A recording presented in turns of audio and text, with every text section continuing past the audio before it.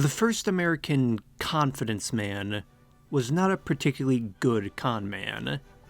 Published in 1798, the Memoirs of the Notorious Stephen Burroughs were the United States' first work of autobiographical true crime. Written by the Notorious Stephen Burroughs, the Memoirs, and its later second volume and combined compendium, recounted Burroughs' life and failures in the new American nation. The public was fascinated by the shady Burroughs, who was well known in rumor across the states. He had the power to lead any individual astray in his schemes or crimes. In the manner of a true character, Burroughs' crimes, though, always ended up with him left in a state of abject poverty. Though, as Burroughs later wrote, the cynic Diogenes was happier than Alexander. Underhanded and questionable, the amicable Burroughs was more content in a state of adventure rather than settled life, which always ended poorly for him. From 1780 to 1810, Burroughs was a terror up and down the eastern seaboard, then into Canada. Burroughs' list of crimes runs as long as his journeys across the United States. Prankster, thief, imposter preacher, fake doctor, failed teacher, alchemist cum counterfeiter, amorous adulterer, prisoner on the run, ruinous land speculator, then international economic criminal. The newly mobile and money economy of the post-independence United States allowed Burroughs free rein in all sorts of new criminal enterprises. Stephen Burroughs was a new type of man who took unique lessons from the American Revolution, probably all the wrong lessons from the American Revolution. With such a roguish nature, he was deemed the Yankee Casanova. Again and again, Burroughs escaped with little consequence or only short stints in jail, which he often escaped anyways. Burroughs excelled at two things: teaching and escaping. He escaped the law, he escaped jail, and he usually escaped consequence. In fact, he died a free, content Catholic man in Canada in 1840. So why is Burroughs forgotten then? Burroughs has been able to escape the historical record as well. A publishing history of the Memoirs attests to Burroughs' persistent popularity in American folklore. Between 1798 and 1932, the Memoirs went through 18 known printings and numerous pirate editions. The 1924 edition even featured a foreword by American poet Robert Frost, a great fan of Burroughs. By 2014, the Memoirs had gone through more than 30 editions. Burroughs was once a core figure of American culture, but today, he does not even have a Wikipedia page. As the crook himself added to Pope's line, "An honest man is the noblest work of God." This honesty consists in following the law of our own mind, without depending on the dogmas of others.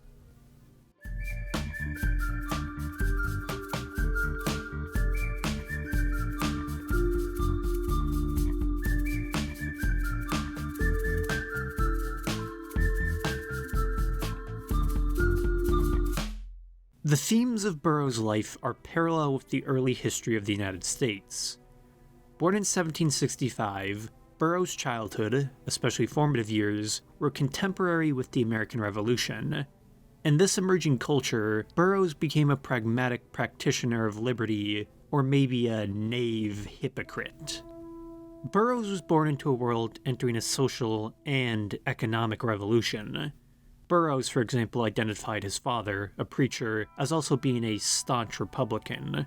Burroughs, though, was enamored with the less socially acceptable lessons of the American Revolution. For his moral and social failings, like Don Quixote, Burroughs blamed the toxic and pernicious influence of books on his formative mind. Many of the same authors, such as Thomas Paine, Voltaire, and Plutarch, who had influenced the American Revolution. Burroughs always being described as quite dramatic and theatrical, an entertaining character like out of one of those books.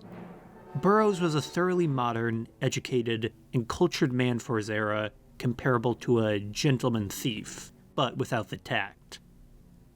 All his transgressions serve the idea of the cutthroat, self-made man. That is why Burroughs' image, humorously or darkly, came to dominate the public imagination and press. Born 1765 in Hanover, New Hampshire, though his family also partially lived in Coventry, today Breton, New Hampshire, Burroughs was the son of Presbyterian preacher Eden Burroughs. Eden, the elder Burroughs, was known to stick his nose into others' business. Originally from Connecticut, Eden Burroughs moved to New Hampshire after a church dispute resulted in his congregation ejecting him from the pulpit. By 1773, Eden Burroughs was an established, fiery preacher in Hanover. Though not directly related, it seems that the young Burroughs was named after Stephen Burroughs, the only minister to be executed in the New England witch trials. It was a thematic relation of name for the young Stephen Burroughs that perhaps had a thematic influence on his path. Stephen Burroughs' inclinations were formed from early childhood. He was an adolescent scourge in Hanover, New Hampshire. Burroughs' pranks were notorious about the town. He was known to steal watermelons, beehives, and spook horses to send them running. By age 14, in 1779, Stephen Burroughs had stolen his father's musket and joined the Continental Army under Colonel Moses Hazen at Coos County, New Hampshire. Inspired by Don Quixote, as he says, the boy was committed to the American spirit. Hazen's soldiers were amused by young Burroughs and adopted him as a sort of mascot for the group. That was until Eden Burroughs retrieved his young son from the regiment. Burroughs, though, escaped home and joined the army again, against his father's will. Eden Burroughs then wrote a letter to General George Washington asking for his son's discharge.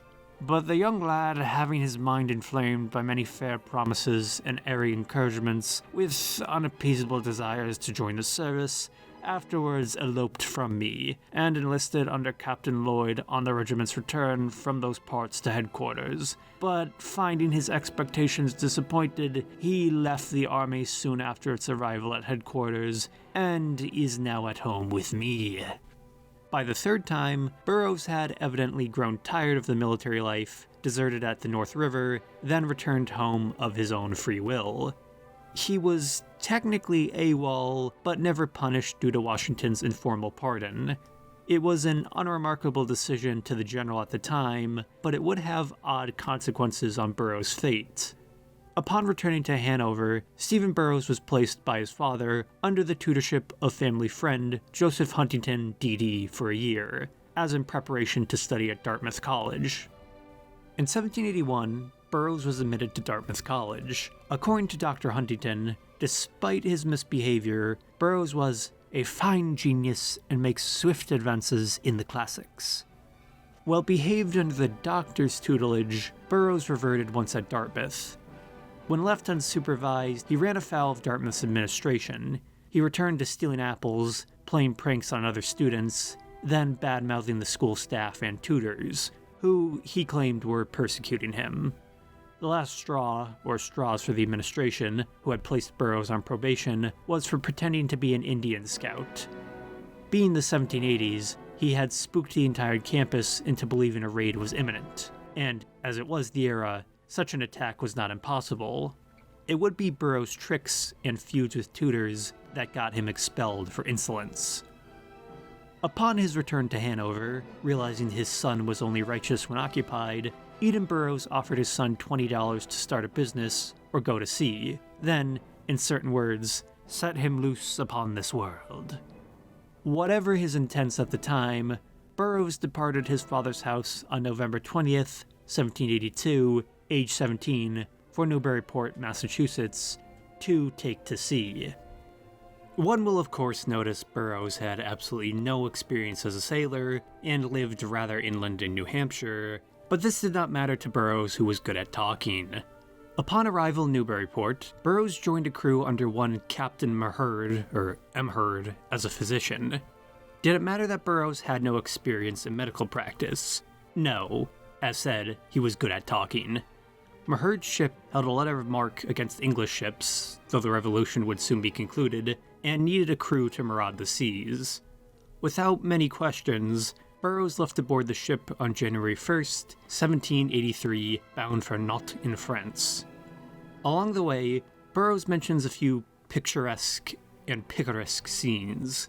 the ship briefly landed on the isolated, uninhabited Isle of Sable, today's Sable Island, off of Nova Scotia, a stop which would inflame Burroughs' later schemes.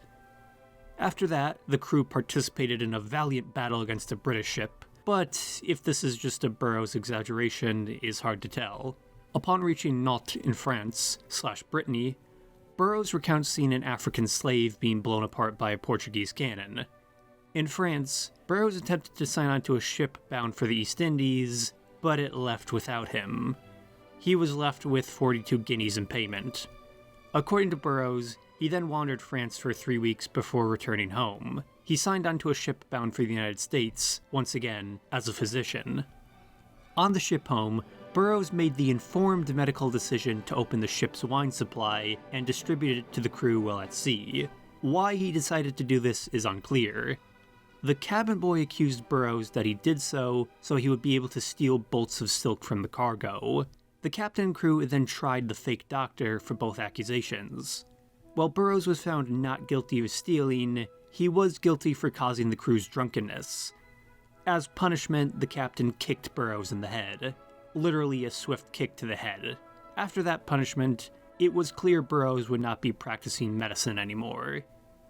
Burroughs was briefly arrested upon return to an American port for the accused theft of the ship's wine supply, but he was soon allowed to return to New Hampshire with little issue. Returning to the United States, Burroughs' days of impersonation were far, far from over. After what he calls the disastrous voyage, Burroughs returned to his father in New Hampshire. There he first tried his hand at teaching, being briefly employed as a tutor in Haverhill, and then Orford, New Hampshire. The career in New Hampshire did not last long due to Burroughs' reputation. This may have also been because Stephen had attempted to seduce a widow in Hanover, whose husband was very much still alive. As to escape his local notoriety, and maybe an angry husband, Burroughs, paradoxically, decided to become a wandering preacher and adopted his mother's maiden name of Davis for cover. With 10 sermons stolen from his father's desk, Burroughs then traveled 150 miles down the Connecticut River to the town of Ludlow in the spring of 1784. After wandering the countryside about Ludlow, where people found him an odd preacher in strange dress, Davis was employed by a church in Pelham. Pelham being a riotous town notorious for literally running off their preachers. Desperate for religious instruction and pulpit entertainment, the people of the town hired Davis for a test period of a couple of weeks. Using his natural charisma, Burroughs was able to pass himself off as Davis for several Sundays. After exhausting his father's sermons, disaster struck Burroughs when his old friend/tutor, Dr. Huntington, arrived in Pelham to see Burroughs. In a moment of cosmic humor, though it was not very funny to Burroughs, Dr. Huntington referred to Davis as Stephen Burroughs. This revelation, along with the dwindling quality of the sermons, brought upon the anger of the Scotch-Irish Pelhamites, as they soon discovered the sermons were also stolen. A riot broke out, which resulted in a mob chasing Burroughs, who they accused of lying and theft, both technically true here to their credit, through town. What followed was an absurd episode usually referred to as the haymow sermon in Burroughs' life.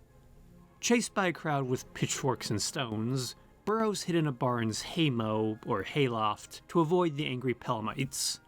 Always unlucky, they found and terrorized Burroughs in the barn. Burroughs, though, continued to goad them by referring to those ignorant Scotch-Irish who harassed him. Literally quick on his feet, Burroughs, according to his own maybe inflated account, gallantly fought off the mob with a pitchfork. The angry townsfolk then challenged him to deliver a real sermon on the spot, a haymow sermon. They challenged Burroughs with Joshua 9:5, and old shoes enclouded upon their feet, and old garments upon them, and all the bread of their provision was dry and mouldy. And what was, by all accounts, a witty if sardonic sermon, Burroughs turned the verse and sermon on the thankless wrath of the Pelhamites. While it cowed them slightly, Burroughs and the mob were at an impasse. The sermon had still goaded their anger. That is until, depending on the source, a concerned bystander, or Burroughs himself, suggested they all go for a drink to patch things over. In another brief interlude, the mob pulled Burroughs into nearby Woods Tavern, where they forced him to pay for drinks. After all, there was more of them than there were Burroughs. But Burroughs then used the crowd's drunkenness to escape. He did this by leaping from the tavern's second-story window. Drunk, the crowd stumbled out after Burroughs into the night. They failed to catch him, though, when Burroughs jumped onto a wall, though they did throw stones at him. The crowd relented and returned to Pelham once Burroughs fell into a pile of stones. Hidden in the mess, Burroughs left harmed, but free. The Haymo sermon is the first archetypal event which defined Burroughs' life. Usually for less than upright reasons, Burroughs descends on a small town where he brings trouble and chaos. Chaos which becomes infamous in the small town's history. Though, according to Burroughs, the Haymo sermon proved he was a true preacher. It was only the hatred of the drunken Scotch-Irish Pelhamites which drove him out of town. Even decades later, Burroughs was so vindictive over the events, maybe justifiably so, he published the exorbitantly titled sermon in full. Sermon delivered in Rutland on a Haymo to his auditory, the Pelhamites, at the time when a mob of them, after pursuing him to Rutland, in order to apprehend him because he had abruptly departed and absconded from Pelham, where he had been preaching the gospel, shut him into a barn into which he ran for asylum, when he ascended a haymow, which was inaccessible except in one place, with a weapon of defense in his hand, with which he kept off his pursuers at pleasure, as mentioned in the author's memoirs, pages 90-91, and delivered to them the following sermon in 1833. An adaptation of Burroughs' sermon on the stupidity of the violent Pelhamites in 1784, at least according to him. Burroughs and Pelham would be a key crossing in each other's histories. Driven out to Rutland, Massachusetts, Burroughs established a new plan with three figures: Lysander, Glazier Wheeler, and one mysterious Phillips. The three had decided to engage in an alchemical endeavor together to produce money. Lysander, an assumed name, was a friend of Burroughs with a family. As to not indict him in the crime, Burroughs simply referred to him as Lysander in his memoirs for his wisdom and safety. Glazier Wheeler was a supposed alchemist from New Salem who could convert bronze to silver. Wheeler was a member, if not leader, of a New England counterfeiting ring. He may have also had buried treasure in Massachusetts, but that is another story. Phillips was the brains connecting and outfitting the group, though little is actually known about him, and he may have not been real. The three agreed to strike out for the island of Sable Island, to establish an alchemy/counterfeiting operation. The plan was to exploit the issue that the post-revolutionary economy had a lack of hard currency in circulation, a lack the alchemists could fix by producing their own money unconnected to the banks or state. From Rutland, Burroughs then headed towards Providence to Attleboro, Danbury in Connecticut, then briefly Coventry in Rhode Island, seeking another position as a preacher, but returned to Pelham at 1 o'clock in the morning to find Lysander. When Burroughs returned after his search, Lysander revealed Phillips had swindled him out of their money, about $2,000, then absconded from town. The plan was left to Lysander, Burroughs, and Wheeler, the group able to make up some of the loss by using Wheeler's counterfeited coins. Lysander planned to go to Springfield to acquire supplies for the trip, but knowing about his family, Burroughs convinced Lysander to give him the money. Burroughs took the money and headed to Springfield. Once there, Burroughs attempted to pass counterfeit coins at an apothecary. It was less than successful.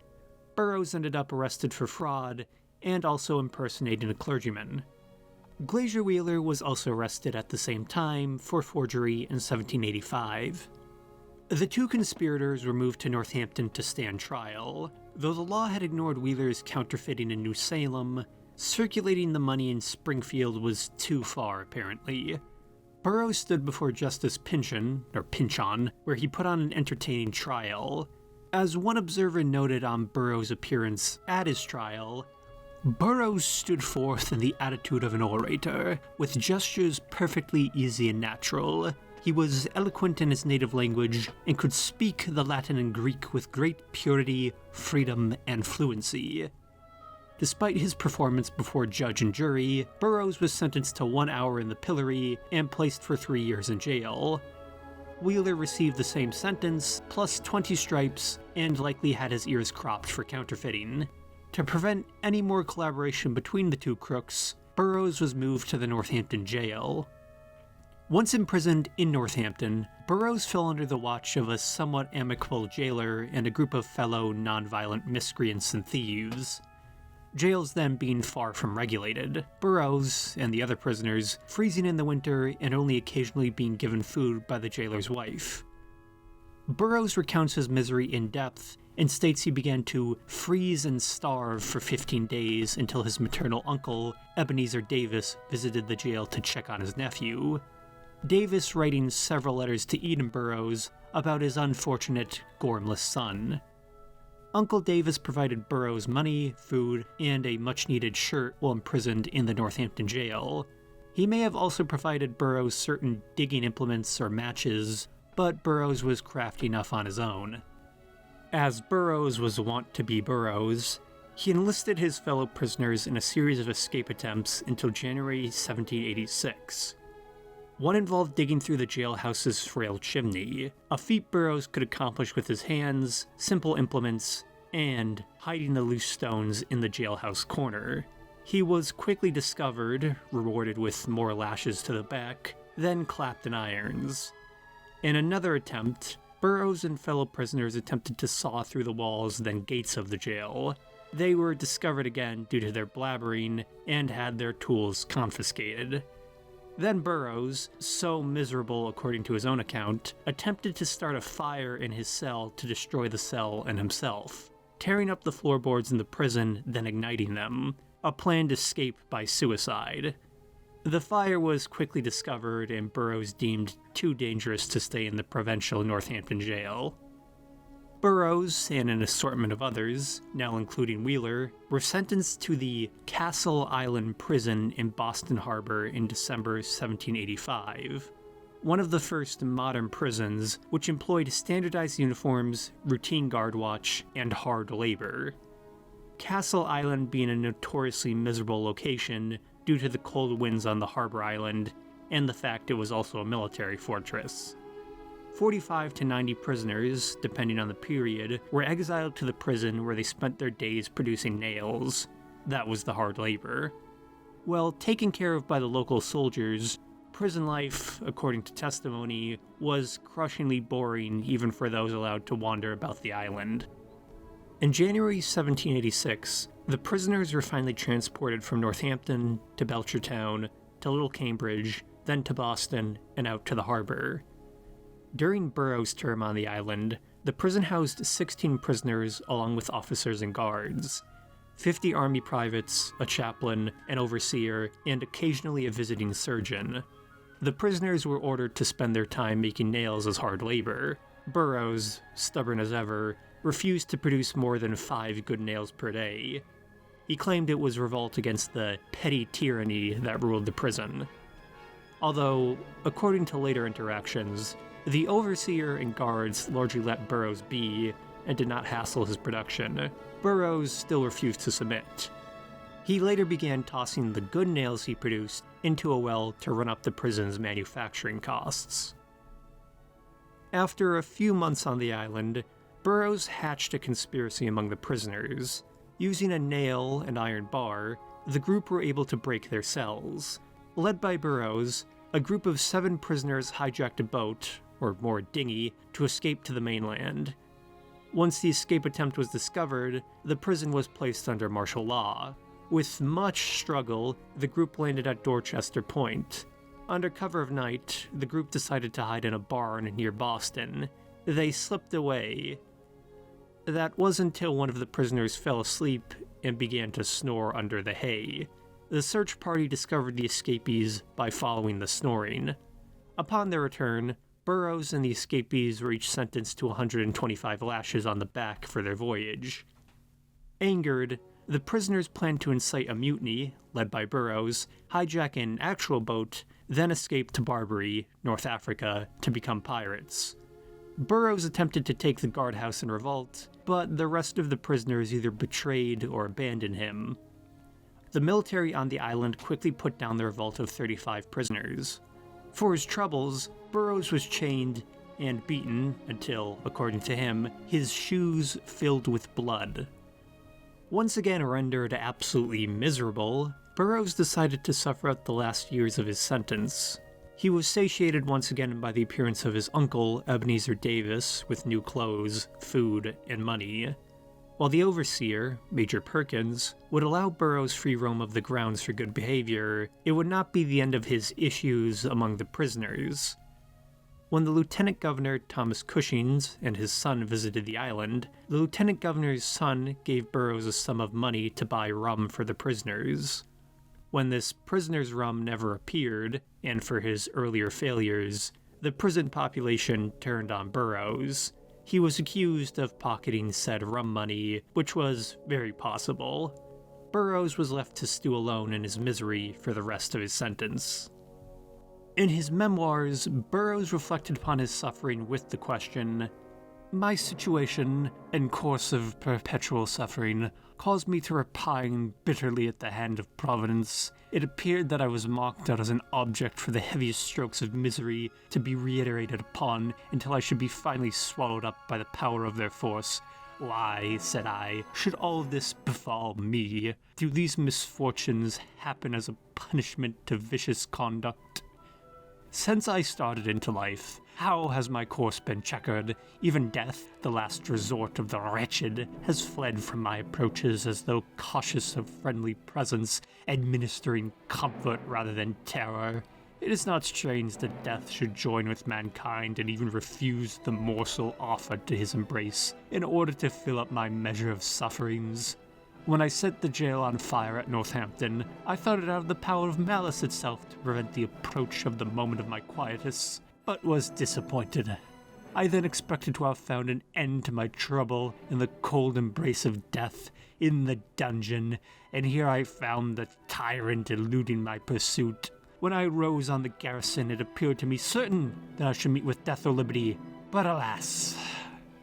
In short, why can't I just die? Released in 1788, Burroughs had been imprisoned for a long 3 years and 5 weeks, but was little rehabilitated. His streak of anti-authority and social subversion solidified. Burroughs, now a free man, set about visiting friends and relatives about the Boston area. He was probably begging for money and clothes. Once reacquainted with the changed outside world, and a new scheme, Burroughs headed to his uncle's house in Charlton, Massachusetts. For a while, he apparently worked as a day laborer, then married his cousin, Sally Davis. Once established, Burroughs set about teaching in Charlton. Due to his uncle's influence, Burroughs was able to secure a teaching position in town. It resulted in a rather short-lived position in Charlton. Burroughs was after accused of either seducing, assaulting, or raping a female student. Illicit activity around women, dating back to his days in Hanover, being a common charge against Burroughs. This was followed by 3 more students accusing Burroughs of seducing them, but the record varies on what exactly that entailed. Unlike usual, Burroughs promised to not flee as long as he was given a fair trial, to which the authorities agreed. Once arrested, Burroughs was booked for assault with an intent to commit rape, but was then indicted only for open, gross, lewd, and lascivious conduct, to which he pleaded not guilty. The trial resulted in Burroughs receiving 107 stripes on the naked back, standing 2 hours in the pillory, then sitting 1 hour in the gallows with the rope around his neck. He was then transported to Worcester to sit 3 months in jail for further punishment and trial. Once brought to Worcester, it became obvious how notorious Burroughs had become. In jail, it became known there was another Burroughs also imprisoned in Connecticut. That one for charges of horse theft, and the real Burroughs on charges of lewd conduct. Another Burroughs had even gotten legally married in Connecticut under the name Stephen Burroughs. Later, In 1808, a third Burroughs was even arrested in Johnstown, New York. It turned out there was a string of crimes and incidents up and down the eastern seaboard being perpetrated by several Burroughs. Though it was likely not a unified conspiracy, thieves had begun adopting Burroughs as an anonymous criminal alias. The trend brought Burroughs no end of following issues, especially to his already low reputation. After being released for his lewd charges awaiting trial, Burroughs was almost rearrested on charges of bigamy due to the false Stephen Burroughs in Connecticut. He had been accused by the false Burroughs' former wife of theft and abandonment. In good fortune for Burroughs, though, his lawyer was able to clear him of that fraudulent infraction, though not other outstanding charges associated with him and the other Burroughs. Feeling once again threatened by his notoriety, imposters, and trial, Burroughs decided to flee Massachusetts for Long Island. As usual, or due to his inventive mind, Burroughs' journey from Charlton/Worcester to Shelter Island, New York in 1788-1789 was fraught. His immediate exit from the city saw him either escaping jail or dodging another charge. A fellow traveler remarking to Burroughs about his odd nature on the road. Burroughs traveled from Worcester to Oxford before heading to Gloucester, Rhode Island, where, as Burroughs was Burroughs, he arrived at the worst time. Partially due to the just-ended chaos of Shays' Rebellion in Massachusetts, Rhode Island was undergoing its own search for possible insurgents and civil unrest. A land tenancy revolt was also happening at the same time. While in Rhode Island, due to a storm, Burroughs was forced to shelter in a barn, and had left his broken shoes at a cobbler, as he had walked the entire way. He had supposedly been kicked out of an inn ran by one Owen for his odd dress and lack of shoes. Resting, or more probably hiding in the barn, Burroughs was discovered by a group of soldiers who, for once, were not actually looking for him. Patrols had been looking for stray insurgents and rebels loyal to Daniel Shays, who had fled from Massachusetts to the back roads of Rhode Island. Instead of the usual, Burroughs was instead arrested here as an accomplice of one George Irish, a totally unrelated counterfeiter and conman, similar to Burroughs, but not connected. Under night and storm, the barefoot Burroughs escaped during questioning by the soldiers, as he was obviously innocent. He never reclaimed his shoes due to the chaos, though. Once Burroughs arrived in Shelter Island/Long Island by 1789, he set about establishing a new identity for himself. The persona of Stephen Burroughs was unsalvageable by then. Burroughs decided he was now Stephen Edenson, an Englishman from London, named after his father, Eden Burroughs. His logic being everyone in New England knew each other and were moral busybodies. Nobody would suspect an unassuming Englishman who blew into town looking for work. Burroughs' stay in Shelter Island followed the established Burroughs pattern. Upon his introduction as Stephen Edenson, the skeptical public of Long Island, understandably, demanded he write a letter to London to prove he really was English. A plot which Burroughs discovered due to the loud deafness of the innkeeper. Luckily, Burroughs did have an address which he claimed to be the Right Honourable Lord George Montague. Unfortunately, the people became interested in Edenson because they now believed him to be English royalty. This resulted in Burroughs securing what he describes as ignorant doctor's 2 children to tutor. Once again returning to teaching, the interest in Edenson's status and his own ignorance of Long Island resulted in him offending the population, which, after a protracted controversy about his identity, resulted in the discovery of said identity.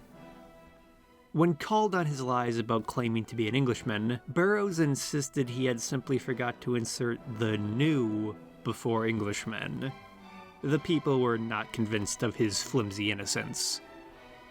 The town of Shelter Island sent word back to Worcester, Massachusetts, where Burroughs was still suspect on wider charges. Knowing his real character would once again affect public opinion on him, Burroughs planned to instead establish a school in nearby Bridgehampton. Before, though, he traveled up to New London and Connecticut to visit his family in Charlton, deliver letters, and apparently meet the General Jedediah Huntington. Though, due to his infamy, Burroughs was instantly an attraction to the public. In Connecticut, one pedestrian remarked, "By God, it is Burroughs," which resulted in Burroughs being followed by onlookers haranguing him. This resulted in the authorities stumbling across Burroughs due to the commotion. Burroughs was then dragged before the Attorney General of the state, who was well acquainted with his public reputation. Burroughs recounts that the Attorney General said to him, "Mr. Burroughs, we in Connecticut feel ourselves interested in the fate of every man, and wish him to be happy in promoting his own good, combined with that of society. And where we find him making that his object, we wish to assist him forward, rather than throw any obstacle in his pursuit. As this appears to have been your object for the summer past, and as you are still inclined to pursue it, it is my duty to encourage such a pursuit, and not hinder it. Therefore you may consider yourself at liberty to depart. I have heard your history, I have been made acquainted with your trials at Worcester. I have wished and still wish you a happier lot." Burroughs was free as long as he would not be a problem in Connecticut. Filled with a hope for the future away from his reputation, Burroughs promised not to return to Connecticut after visiting his family and informing them of his plans in New York. He then continued onward from New London to Norwich, Canterbury, Thompson, to Charlton. On his way, in a carriage, upon informing a man from Boston he was in fact the Burroughs, the man jumped out of the carriage rather than travel with the notoriously rumored Burroughs. Then, due to developing fever, Burroughs suffered a miserable journey back down the river to the Long Island Sound. Upon his arrival in New York, he was able to set out establishing his school in Bridgehampton to educate the public and improve the literacy of Long Island. Bridgehampton, though, was still part of Greater New England in culture and character, with a small-town elite and strict Congregationalist religious element. Burroughs remarked upon town characters such as Deacon Hedge, a clownish man of small abilities, Burroughs' own words, then Judge Hulbut, a man full of religion but too honest, and Dr. Rose, who kept a house of entertainment.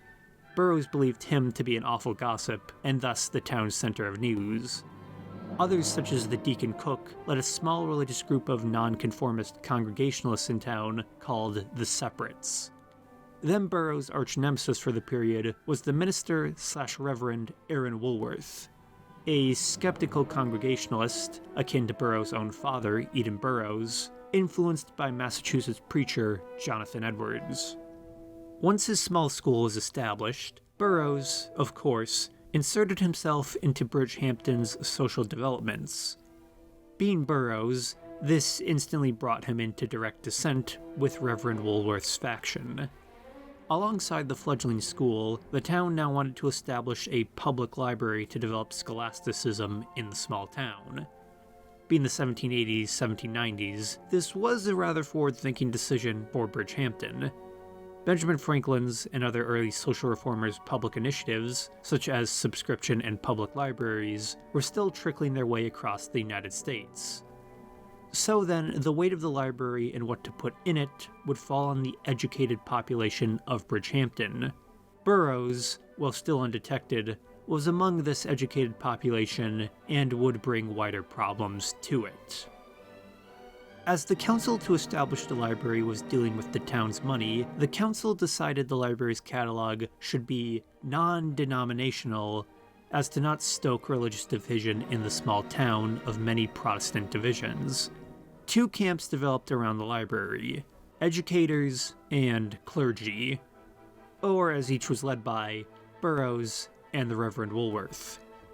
Burroughs proposed the purchase of non-sectarian David Hume's The History of England, Voltaire's Histories, Charles Rollin's Ancient History, and Plutarch's Lives, a collection of key figures who influenced the philosophy of the American Revolution and classical history, which reflected Burroughs' tastes as a secular gentleman of the era.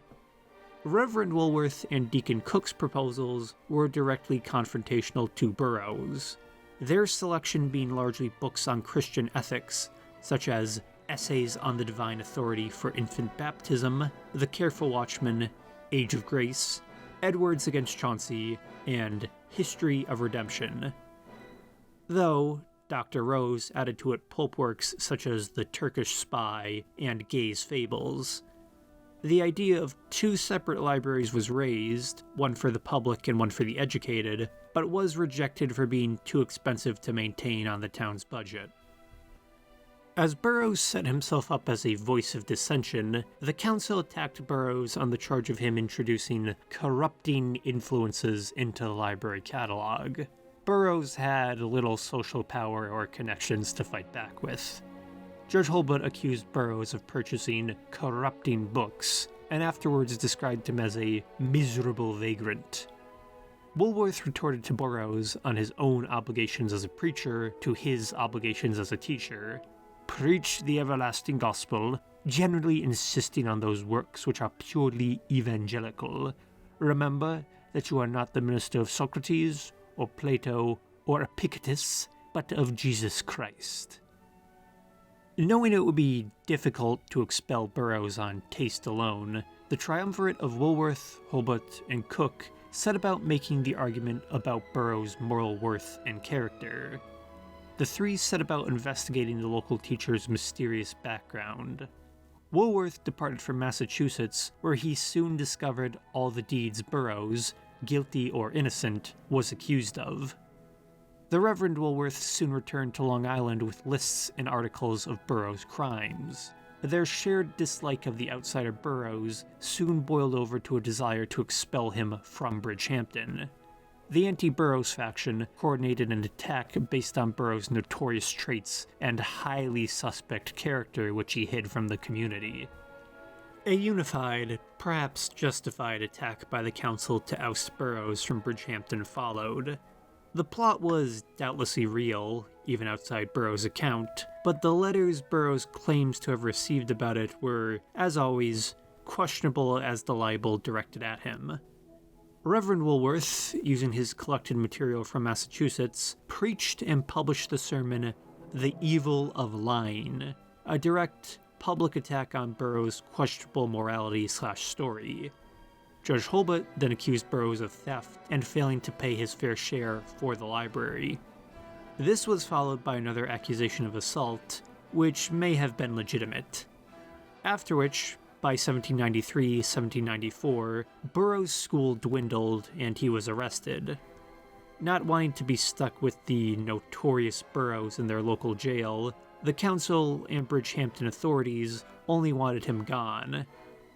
After being found guilty on that one account of assault, Burroughs was served with a slip by the justices on May 30th, 1793, which ordered him to leave by July 20th, 1793. Burroughs' family was sent back to New London, Connecticut, and Burroughs returned to wandering. The library wars of Bridgehampton ended with a near total defeat for Burroughs, though in the end, the library episode was another feather in Burroughs' historical hat. While the other figures of Bridgehampton faded away, most of them being Burroughs' enemies, the notorious one remained a highlight in the town's history. People referred to the Bridgehampton Library as the Burroughs Library until the early 20th century. To this day, in the modern Bridgehampton Library, several of Burroughs' suggestions, such as Hume and Voltaire, still sit in the library catalog and on those shelves. In the end, it appears Burroughs' selection of books did win out. Once expelled from Long Island, Burroughs decided to head to New York by ferry as to find Dr. Huntington and join him in practicing law. Burroughs so broke by this point he had to regrettably sacrifice his traveler's trunk in lieu of monetary fare for the ferry. Upon hearing the news of the opening of the West from Huntington, Burroughs now instead planned to go to Georgia with Huntington and become a land speculator, essentially. To accomplish this, he needed to restore his fortunes, after he had leached a few meals from Huntington. Burroughs next headed to Philadelphia, where he hoped to find a congressman to support his efforts. For an unclear reason, Burroughs hoped his local congressman would take pity on him and support his journey. After being told off for being a beggar by one, Burroughs turned to Representative Nathaniel Niles of Vermont. Representative Niles instead embarked on a long diatribe comparing his and Burroughs' fortunes, which ended with a simple response of, "No." So desperate, Burroughs described his inclination of rushing into the streets and commencing war with the whole human race. Burroughs' visible desperation was enough for Representative Niles to spare a small sum to convey Burroughs to Warwick, then Baltimore. Burroughs was left on his miserable own to finance the rest of the journey, though. This resulted in the vagrant Burroughs begging his way about the eastern seaboard. On his way from Baltimore to Alexandria, and through Virginia, Burroughs encountered many more apocryphal tales and rumors of his own disembodied identity, known as Stephen Burroughs. On his way from Baltimore, Burroughs arrived in Chestertown seeking any possible cash to retrieve his traveler's trunk, still held in Baltimore. In Chestertown, one Mr. Ferguson took pity on Burroughs and spared him $5. Burroughs returned to Baltimore, acquired his trunk, but once again found himself, as always, destitute of money. Burroughs thought some of his countrymen, here meaning fellow New Englanders, would take pity on him, but they were all too familiar with Burroughs. All New England merchants in the port refused to take any pity on Burroughs due to his well-known exploits. Burroughs, though, did praise the ignorant hospitality of the people of Maryland who would donate to his endeavor. By stagecoach, Burroughs departed for Alexandria, Virginia, but found himself stranded in the city for 6 days. While in a tavern, Burroughs blew the last of his remaining investments and money after being suckered into a half-fraudulent land deal for 25,000 acres in the Virginia backcountry. Burroughs does say the rest of his journey through Virginia was nice, and nothing remarkable occurred. For once, he traveled unmolested. At one Smead's house in North Carolina, on the Neuse River, Burroughs' traveling trunk was robbed of, supposedly, $112 and his fine clothes. This once again reduced Burroughs to his usual miserable state until he could beg enough money in Wilmington. Once restored, by way of sloop, Burroughs arrived in Charleston, South Carolina. Once secure in South Carolina, Burroughs set out to reconvene with Huntington, only to discover that Huntington was not in North nor South Carolina, but instead in either Washington or New England. Desperate of options, Burroughs turned to tutoring at the Academy in Charleston, a position he secured by his exemplary charisma. Also, as his reputation was, as of then, not outstanding in the South. There, preparing to head to the frontier by way of the Altamaha River, Burroughs ends the second volume of his memoirs. A lengthy postscript, perhaps fallaciously, claiming Burroughs was in French Louisiana by 1797, or at least on his way, though his later exploits suggest he had gone no such place. Burroughs ended up a land surveyor under famous financier Robert Morris in Philadelphia, commissioned, he writes, to "This circumstance opened a new field for my enterprise, by an offer I had from these gentlemen of undertaking a voyage into the western world in order to establish an extensive fur trade with the different tribes of Indians. Very extensive views were entertained of establishing a trade by a mercantile company, which should command the attention of the different tribes of Indians to the Gulf of California. To superintend this establishment, and to carry it into effect, was a station which I was to occupy, with the prospect of very flattering emoluments. Strange as it may seem, I undertook this difficult, hazardous, and tedious business." Burroughs, though, was probably inflating his role in the entire enterprise. Either way, his autobiography ends by 1795-1797. The often promised third volume of his memoirs never manifested. Well, mostly. His story continued through postscripts, secondary accounts, rumors, and even legal petitions. The last third of Burroughs' life has to largely be told by composite, not Burroughs' own pen. He fades into the West for about 3 years before re-emerging in the early 1800s, again broke, and again causing trouble. While obscure, the last adventures of Burroughs' life are as fascinating as the ones made famous in the memoirs. Burroughs was employed, according to him, in Georgia/the Western Frontier under Robert Morris Jr., or just Robert Morris.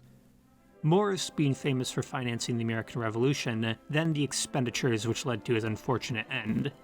Burroughs was, of course, partially involved in Robert Morris's financial ruin and those expenditures that led to his unfortunate end. Burroughs was employed by Morris in land speculation and finance across the Western Frontier. though as we have it on Burroughs' word, it's a bit unclear exactly how Burroughs was employed. He was being based at St. Simon's Island near the mouth of the Altamaha River, but an expedition to the west, led by Burroughs, if it ever was actually planned, never manifested. St. Simon's Island was an optimal position as, by 1795, land speculation was booming in the Yazoo watershed, an area to the west claimed by Georgia. Governor George Matthews and Georgia's political establishment at the time selling off large segments of western Georgia to spur cheap development. The sold land was then resold to speculators at a much higher cost in hopes, speculation, of a development boom that would follow. Once the development boom never manifested and value collapsed, political scandal followed. All investments with Morris's money, and money lent to him by stockholders or investors, collapsed. Morris was left destitute, and his own investors broke. Burroughs' bad deal-making would be one of the major factors resulting in Robert Morris's miserable, destitute end in a debtor's prison, though it was not the only one, but that is another story. This was simply another example of Burroughs not being an isolated figure of his time, but interacting, often for the worse, with other notables of the era. After the economic bust, Burroughs was returned to his normal state of abject poverty. Burroughs had left his own faulty land purchases, finances, and book profits in the hands of an agent/lawyer in Philadelphia. The agent then skipped out on Burroughs, sold off his land, whatever amount of it was real, stole his finances, embezzled his royalties, then fled to France. According to Burroughs. Poor decisions and bad luck always followed Burroughs, no matter his position. Very few Americans have ever been around the Wheel of Fortune so many times as S. Burroughs. By 1797, Burroughs was 32 years old and had a family he did want to take care of. Seeing the South as now no better, Burroughs returned north by 1797-1798. He returned, with his growing family, to his father's farm in Hanover, New Hampshire, back to his origins. After about 15 years, Eden Burroughs, by all accounts, was happy to have his son home. The father and child had only corresponded through family members or by letter in the intervening years. Burroughs ended up managing his father's farm and property, a role he was proficient enough to occupy for about 2 years. The Burroughs clan living in Hanover for 2 years until 1799, though time had not tempered either of the male Burroughses. The two had a falling out about the family properties in 1799, an argument that Burroughs used to justify a decision to skip town for Quebec. Burroughs' reputation, personality, and bad monetary habits likely not endearing him to the people of Hanover who remembered his youthful abuses about town. As Burroughs did owe an outstanding debt of $49.33 in Hanover since 1797, which he was later sued for in 1816. Burroughs' move across the border to Canada in 1799-1800 would begin the last arc of his life. He appears to have specifically sought out the rural borderlands, where property was plenty and loyalty little. A good segment of the American-Canadian borderland being populated by loyalists from New England who fled or were expelled during the American Revolution. Other pragmatic and cynical settlers had been attracted by promises of plentiful land. Burroughs then embedded himself into a society which was anywhere from apathetic to resentful towards Burroughs' enemies, American authorities, banks, and anyone loyal to the United States laws. Burroughs' argument being he was simply escaping to where the newspapers could no longer malign him or persecute his family. The second volume of the Memoirs reaching major circulation in 1804, the book's publication coincided with Burroughs' escape to Canada as a way to present his own case against any accusations that might have followed him, his excuse being he was protecting his wife, daughter, and 2 sons. Burroughs, in a 1811 postscript and letters, swore vengeance against the American banks and agents who had ruined him. Burroughs evacuated to the Stansted Township in the region of Quebec, Canada known as the Eastern Townships. The Eastern Townships were a small, dispersed, sparsely settled region on the other side of the Vermont-New Hampshire border. The area was chosen by Burroughs for strategic reasons, as it allowed him to maintain his connections in New England, connections which were invaluable for a counterfeiter like him. Burroughs had been able to acquire a deed for 1,200 acres of land by promise from the colonial government as well. Burroughs, by 1800, had exhausted all his father's money, but was managing his father-in-law's mills near Lake Memphremagog and operating a toll road in Stansted. His family living on a farm/compound he had constructed in the remote and inaccessible region. Despite his laundry list reputation and questionable talents, Burroughs was able to establish himself as a man of the community in the townships. Using the skills he had learned on his adventures, Burroughs practiced medicine during a smallpox epidemic, repaired roads, and assisted in building bridges in the region. His funding of these public projects endeared the middle-aged Burroughs to the local English and French Canadians. News reports mentioned Burroughs had turned his attention to the study of physics during this quiet period. In Canada, Burroughs either displayed his long-smothered philanthropy or attempted to set himself up as an untouchable cross-border kingpin. What one believes depends upon one's interpretation of Burroughs' mysterious personality. Burroughs' troublesome nature resurfaced in 1805 when he was connected to an arrest in Vermont. In September 1805, two men named Samuel Spring and Russell Underwood were arrested in Barre, Vermont.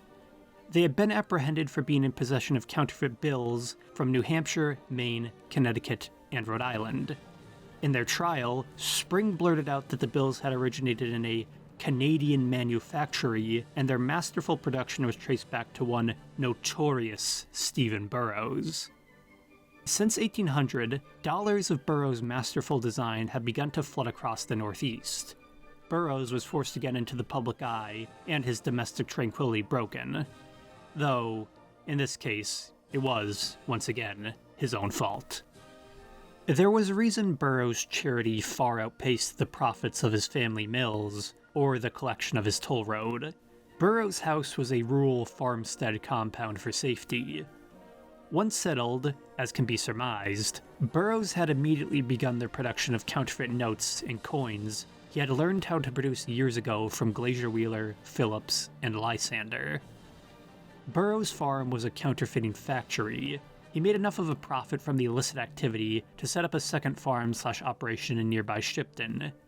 Using his connections in New England, Burroughs had intermediaries distribute the false notes over the border into Vermont and further beyond for fun and profits. When the banking firm Gilbert and Dean declared they had produced counterfeit-proof currency, Burroughs sent them a perfect copy of their counterfeit-proof bill, along with a signed letter mocking them. Burroughs maintained two justifications for his return to the practice of counterfeiting: harassment and legality. Due to a history of persecution, deserved or not, Burroughs had no choice but to do what he knew how to do best. Then he pointed out how counterfeiting American money was not technically illegal in Canada until 1809, if one read the laws directly. When Burroughs started, even the crime of counterfeiting had not been established as illegal in Canada, and only after issues with his counterfeiting, it specified only local currency and British currency. Burroughs asserted he was not even technically counterfeiting money, but instead producing engravings off which he made no profits. Burroughs and his sympathetic community reaped the profits. The local authorities, of what few there were in the region, had no reason nor desire to arrest him. The remoteness of Stansted and Shipton made it difficult to capture Burroughs. The region described as, even later by the 1830s, very rugged, broken, and otherwise bad. In the winter of 1805, bank agents and bounty hunters were dispatched into the remote eastern townships by banks from the northern United States. The targeted Burroughs could not escape the long arm of the law, but he could technicality his way out of its grasp. Hired by American bank presidents, Sheriff Mike Barron, who had arrested Samuel Spring and Russell Underwood, was dispatched with bank agent and local Vermont Justice of the Peace, Olive Barker, and a private posse to arrest Burroughs.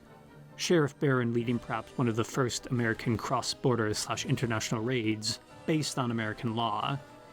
The group tracked down Burroughs' operation to the Stansted farm. Under cover of night, Sheriff Barron and 22 armed men raided Burroughs' farm. Despite Burroughs' usually pacifistic nature, quite the kerfuffle followed the incursion by American law in 1805.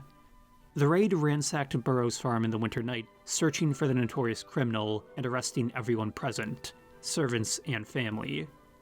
Burroughs, the ringleader, was pulled from bed, clapped in irons by Barron, then his plates were confiscated, the counterfeiting plates being the key evidence of Burroughs' self-described production of replica currency. Pledging not to harm the posse, Burroughs requested to be released from the chains. Outnumbered by 22 armed individuals, the group decided the middle-aged crook was not a threat. The sheriff released the charming Burroughs from his restraints. Suddenly, Burroughs drew a pistol, pointed it at Sheriff Barron, and pulled the trigger. But the gun jammed. When the astonished sheriff pulled the gun away, he asked Burroughs what he had aimed to do with it. Burroughs responded with, "I meant to shoot you." For once, he presented himself with total honesty. Burroughs was brought to Montreal by the American agents in chains, but little could actually be done to him legally speaking. The Canadian authorities would not allow Burroughs to be tried in American courts, as he had not broken any local Canadian laws. Canadian authorities were also outraged Burroughs' counterfeiting plates, the only direct evidence of his crimes, had been given by Olive Barker to American banks in Vermont, not the proper authorities in Montreal. The acquisition of the plates Barker had been paid a hefty sum for by those American banks. The American laws Burroughs had broken, he had not broken while present in the United States. Burroughs was only a criminal in the United States by technicality and public reaction. He was able to post bail in Canada and flee back to Stansted. He was released from state custody as he promised the governor he would quit the counterfeiting upon release. Though, upon his return to Stansted, Burroughs moved to a Shipton property, outside Montreal, where he continued printing. By this point, Burroughs was spurred on by the constant badgering from American agents and the reactions to his arrest in the United States, which he described as, "Indeed, the exultation of the Romans on the death of Hannibal was in no proportion to the triumph of the Americans at this wonderful display of courage and sagacity performed by their illustrious citizens." Burroughs also responding to the news in his own mocking letters with, "Death or Botany Bay." Hidden away in the safety of Canada by 1806, Burroughs had become an omnipresent specter or an omnipresent joke in the American public consciousness. Every forged note, every manufactory, and every criminal circle up and down the eastern seaboard was claimed to be linked to his schemes in some manner. Burroughs' reputation had ballooned far beyond the actual danger he represented. One story recounts about, maybe apocryphally, during another winter raid in Shipton in 1807, Burroughs put on his snowshoes backwards to escape the agents that were coming after him. The confused authorities followed his tracks in the snow backwards. Burroughs was able to escape once again thanks to his wit and ingenuity. Though, if real, he may have borrowed the tactic from his readings of Greek and Roman mythology. There was an appetite in both the Canadian and American public for stories, true or not, about Burroughs' exploits.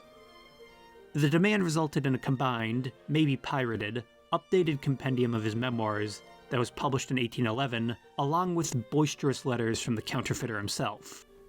Burroughs had become the United States' first criminal celebrity, if not the first modern criminal celebrity. It was the press and public that inflated his reputation. By 1809, it seems Burroughs was tired of the persistent antagonism by American authorities and the debts he was incurring due to his struggles. He appointed his eldest son Edward to manage the Shipton farm, then returned to teaching. He traveled up to the town of Trois-Rivières, down the St. Lawrence River from Quebec City, where he opened a school with the consent of the local Catholic Church. Burroughs' daughter, who had become a nun in 1817, and his wife Sarah, both active, pious Catholics, who assisted their luckless father. Once again, as is the Burroughs pattern, Burroughs was largely successful at teaching, and his school helped support his family. His son Edward soon established as a successful lawyer in Quebec, and his second son, Asa, a merchant in Montreal. The War of 1812 soon called to Burroughs, who, by habit, had to break the relative solitude of his family, because he was Burroughs. The eastern townships, after all, falling directly on the divide between the United States and Canada. Burroughs planned to use his status as an American-turned-Canadian to exploit both sides of the conflict. Burroughs tried his hand at playing a double or maybe triple agent in the Secret Service for profit. After supposedly being approached by an American agent, though this is Burroughs attempted to act as an informant for the English/Canadian military.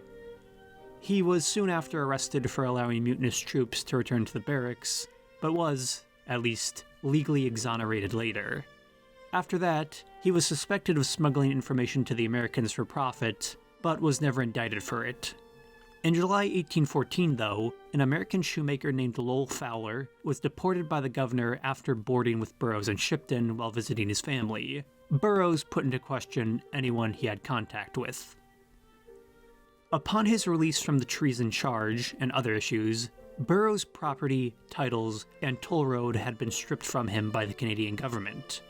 Though the property in the management of Burroughs' son Edward, such as the Shipton property, was retained due to legal technicality. The series of debts Stephen Burroughs had incurred over the years were catching up to him by 1810. A debt and argument over the ownership of an ox resulted in Burroughs being put in jail for a stint. Then, in 1812, the authorities had attempted to seize Burroughs' furniture and livestock due to several other unpaid debts. But Burroughs was able to reverse the seizure, as his son Edward technically owned it all.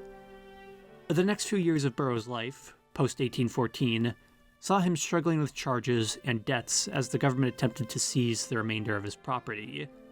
After his son Edward was arrested in Vermont on suspicion of counterfeiting money, Burroughs' family faced an interior division to either go straight or continue down the usual Burroughs cycle. Burroughs, once again, found himself on the edge of well-known abject poverty. Now, Burroughs' counterfeiting days of adventure were done and gone. By 1818, a traveler, perhaps an anonymous associate of Burroughs, or Burroughs himself, reported to the Alexandria Gazette that Burroughs was a member of the Catholic Church and was superintending a school and lived respected by many valued friends. Burroughs being baptized into the faith in 1815, he was living fully in Trois-Rivières as a tutor for rich man's sons after the loss of the titles to his Shipton and Stansted property, though at the time he was apparently suing the government for restitution. Here, Burroughs begins to fade from the historical record. It was from curious traveler stories the last reports on Burroughs' life spread in the 1800s, inflated rumors in the United States claiming the crook had gained a lucrative position in the Catholic Church as a corrupt dignitary in Canada. Though, as a Catholic teacher in Quebec, Burroughs was far from his origins in Presbyterian New Hampshire. By all accounts, this redeemed Burroughs was happy. After many years of silence, in 1833, Judge Isaac F. Redfield of Vermont decided to travel to Quebec to learn what had ever happened to the legendary Stephen Burroughs. In Trois-Rivières, 3 Rivers, he discovered an old man in a parlor surrounded by Catholic icons and paintings. The judge was invited in for some friendly conversation. The report from the judge, published in the Knickerbocker magazine in New York, painted a strange picture. The pious Burroughs Redfield found was a far cry from the notorious Burroughs of the Memoirs. They scarcely seemed to be the same person. Redfield said Burroughs wrote much, but had not published anything since his memoirs. The only later works of Burroughs that have surfaced, unknown to Redfield, were legal documents and petitions to the Canadian government, rediscovered a century later. Though much of Burroughs' later personal writing has likely since been lost, he, at one point, planned a 3rd volume of the memoirs to tell of his issues in Canada. The old Burroughs would accept many visitors and entertain them in his parlor. Gone were Burroughs' days of plotting and scheming against his persecutors. It is likely Burroughs had converted to Catholicism to advance in French-Canadian society, but, according to Redfield, he did seem happy and, in fact, respected by many valued friends. Though, even in old age, Burroughs still had a taste for the ladies, such as how he married a 19-year-old serving girl, Nancy Wiley, after his wife's death. Redfield concluded on his report on Burroughs, but little authentic is really known of his later history. Burroughs' last actions were scattered. After a blanket pardon of criminals across the British Empire by the King on his 50th anniversary, Burroughs had been, after all, spared transportation to Botany Bay in Australia. In 1836, Burroughs filed a petition to Governor-in-Chief of the Canadian government, Archibald Atkinson, asking they pay him £3,000, with lawful interest, for his lost and confiscated property. Burroughs pleaded loyalty to the British Constitution and Crown, and, as usual, listed his woes brought about by supposedly unjust laws. Largely from the petition, the tales of Burroughs' later testaments and trials in Canada come. The British government only paid him a small sum for his service in the War of 1812, though. Despite that pleaded loyalty to the British government, Burroughs was hobnobbing with Irish and Canadian radicals in New York by 1838. What Burroughs was doing in New York, and if it was that Burroughs, was collaborating on another bad scheme that never manifested, though what it was is unknown. Until his last days, some obscure desire compelled Burroughs to play hooky or rebel. As the elder Burroughs bragged of his own health and persistence at the age of 70, "No, but everyone said I should be hanged before I was 40. Burroughs died in 1840, an unsolved mystery to most of North America, especially the United States. Stephen Burroughs, public terror, private saint, and constant companion to abject poverty. Scholars have long compared Burroughs' memoirs to being somewhere between a rogue's tale and a New England morality tale. The souls of rebel, preacher, and entrepreneur are present in Burroughs as a historic parody. It is doubtless Burroughs' writing is full of exaggeration, lies, and half-truths. But Burroughs was foremost a tale-teller. He existed on inflating or twisting who he was to the public. Burroughs never abandoned the guise of a preacher, as was his New England nature. He made himself the example of his own sermon, then preached his own exoneration. Burroughs' mirror religion, if that is what it was a particularly self-indulgent parody of his New England Puritan origins. For as Burroughs swore, the state of mind is the only criterion of happiness or misery. As a modern moral figure, he blamed all his crimes on the pernicious influence of bad books. By the count of Burroughs scholar J.I. Little, Burroughs' occupations stretched from defiant juvenile, college-age prankster, fake preacher, ship surgeon, schoolmaster, alchemist, counterfeiter, serial adulterer, jailbreaker, Southern land agent involved in Georgia's Yahoo frauds, and Western surveyor associated with Robert Morris who went bankrupt with Burroughs. One can even add to that Burroughs' stints as a property manager, mill general manager, and even international monetary criminal. An earlier biographer of Burroughs, Reverend Maurice O'Brady, enumerating Burroughs' criminal charges as 13 changes of occupation, 20 criminal accusations, 11 of which were initiated by Canadian authorities, 7 imprisonments, 3 escapes, 2 or 3 exposures in the pillory, and the infliction of approximately 300 lashes. Despite being indicted 11 times in Canada, Burroughs was never technically found guilty once, despite having his property seized several times over his debts. It is somewhat ironic then that, in death, as in life, Burroughs has been able to escape the pens of others. Outside autobiographical writings, biographies about Burroughs have been scarce, troubled, and short. A complete, singular, modern biography on Burroughs has never reached the public. He does not even have a Wikipedia page as of today. The tale of attempted biographies on Burroughs is its own mysterious history. The first attempted modern biography of Burroughs was by the Quebecois scholar Agidius Fatou in 1934, though these were a series of articles for the French-Canadian newspaper La Patrie defending Burroughs' character and Catholicism as a figure of French-Canadian folklore. These articles, though, do not seem to have ever been collected in one independent volume, so if they can be called a complete biography is questionable. In 1956, Reverend Maurice O'Brady, a French-Canadian nationalist and priest, and Burroughs Peltier, Burroughs' great-grandson, sought more material on Burroughs for a possible biography, the two interested in Burroughs' conversion to Catholicism. Burroughs Peltier also declared the family story that Burroughs had never produced counterfeit money, but sold engravings instead. The O'Brady-Peltier biography never fully materialized due to the pair's concerns about Burroughs' morality in marriages, though. But Reverend O'Brady did deliver an address on Burroughs in 1965, but nothing more followed from their pens. An antiquarian from Southport, Connecticut, Lloyd Holsapple, also wanted to write a Catholic biography on Burroughs in 1953, but Holsapple passed away before he could complete his biography, and his papers and drafts now appear to be lost. All these modern biographies on Burroughs came to nothing, perhaps to Burroughs' eternal, unescapable pleasure.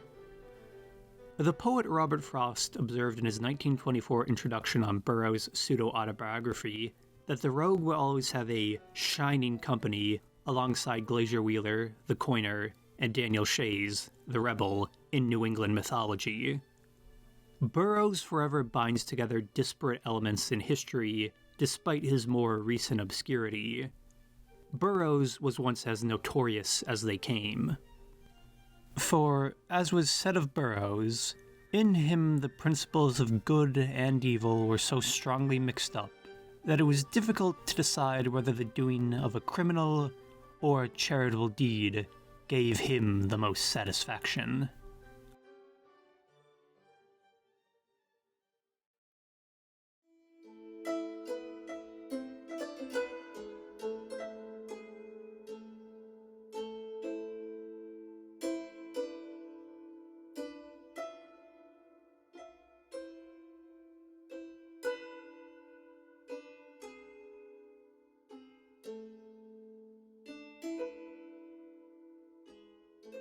I'd like to give a questionably counterfeit thank you to my supporter, the Gelsomini family.